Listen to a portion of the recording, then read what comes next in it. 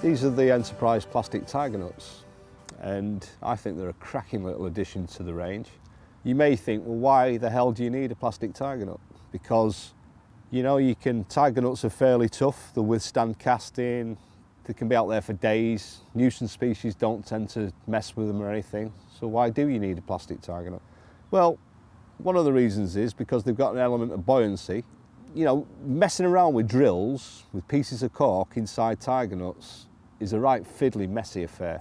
And if you fish in most places, you might either want to use one and fish above weed, which in this case you can just use a plastic one that looks just like the freebies.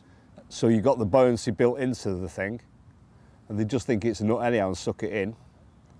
Or you can, say you use a stack, 2 nuts, you can use a real one and then the plastic one on top of it. So you've got your element of buoyancy, and you're not messing around, like I say, drilling nuts out and things.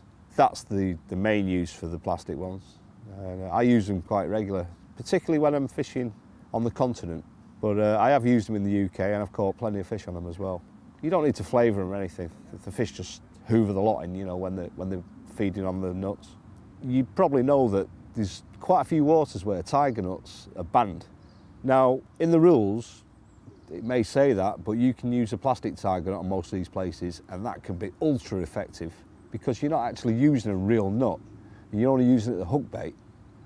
And the fish, if they've been exposed to tiger nuts in the past and then they've been banned, they'll still remember what tigers were because they absolutely love them. So you go in there with a plastic tiger nut and it's an absolute winner.